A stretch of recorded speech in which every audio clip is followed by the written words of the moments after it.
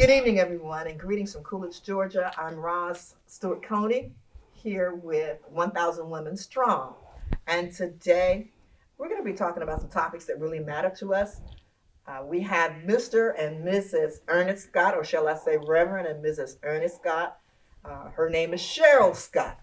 And it's good to see you guys today.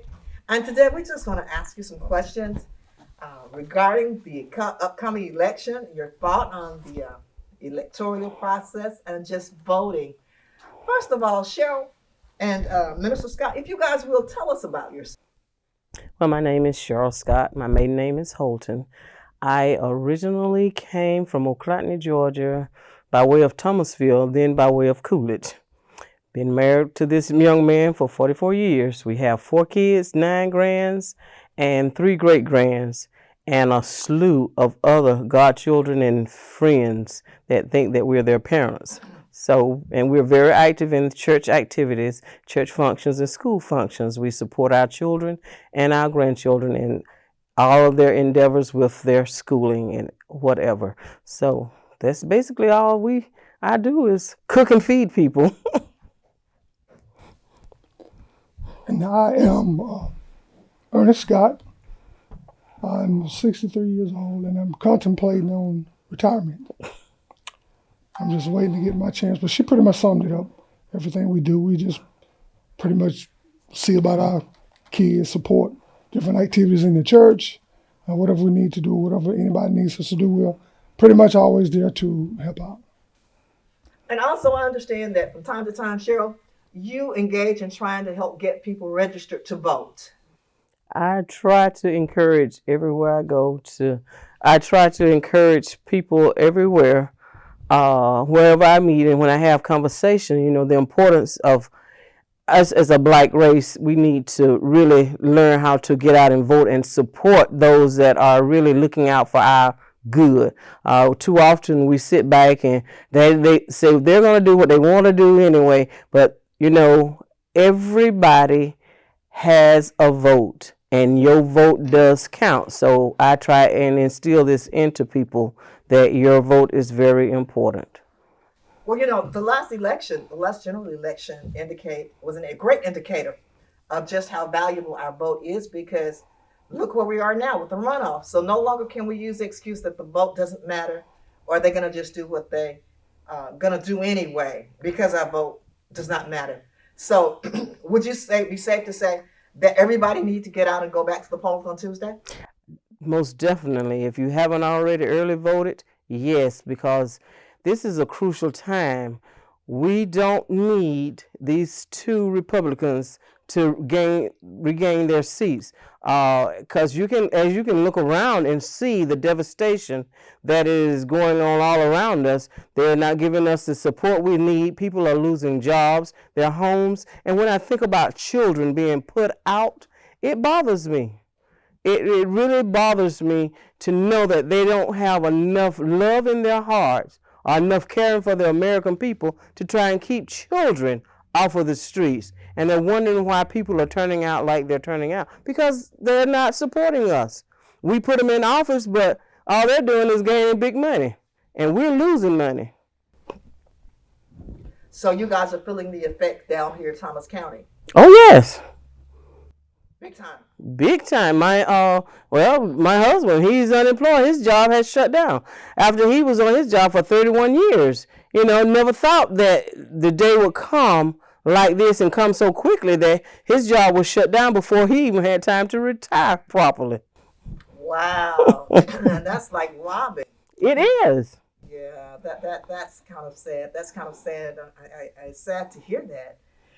And you may want to explore any other options or recourse that you might have by contacting Sanford Bishop, who's our congressman from this area, to see what steps you can actually take to make sure that you don't lose everything that you've vested or invested in the company, so that you would be vested. Because like you say, you've been there, 30-something years? 31 years. 31 years. That's a long time. People don't live that long. Houses don't last that long. But to be on a job for 31 years, that speaks volume. Let's come on home. And will you tell the people why it's so important for them to go to the polls and not just miss out on voting on Tuesday? Well, it's really very important because our forefathers fought so hard for us to have the right to vote, and it's a privilege. It's an honor to vote in any election that lets our voice be heard. It may not go the way that you want it to go, but you have to voice your opinion, and the only way you do that is vote. So I've worked with guys that said, they're gonna do what they want to do, or boast about how long it's been that they have voted. But I let them know, I'm like, well, what good are you? You're giving away something that our foreparents died for. Reach back and take that power back. Let the people know where you stand. That way they have to respect you. When they don't know where you stand, there's nothing you can say on whatever issues don't go in your favor. So the best thing to do is get out, exercise that vote, because this country has geared up to voter suppression to keep down the brown-skinned voters, the Hispanics, and all we got to do now, we got to step up and do what we got to do. Get out to the polls and vote. That is so important. That is so important that we get out to the polls and that we do vote. Which leads me to ask the next question for your comment. The organization that I'm a part of is 1,000 Women Strong. And just in case you don't know, 1,000 Strong is an initiative that is a spinoff from the Stacey Abrams campaign. And my head person is Shaquille Donaldson, who's chair of this. And what we're trying to do, and that is to organize so that we can mobilize women throughout not only the state of Georgia, but throughout the United States of America, which will eventually flow over worldwide.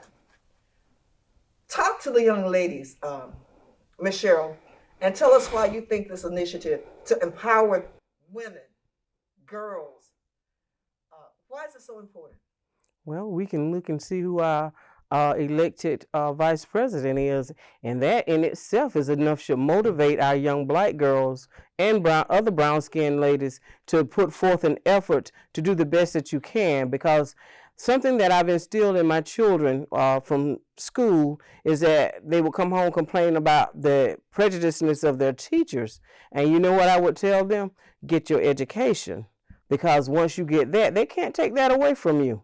And you take that to use yourself to better yourself and to become a great young woman, or you never know where you may end up. You could be within the presidency if you carry yourself right and you make the right choices, because life is a choice, and if we make right choices, young ladies, and this means get out of ourselves sometimes, because it's not about you. It's about what you can become and what you can do, how productive you can be, how you can help someone else besides yourself. We need to think about what your children coming behind you will have to endure. We need to think about what they're going through now, and we need to make a difference. And the only way we can make a difference,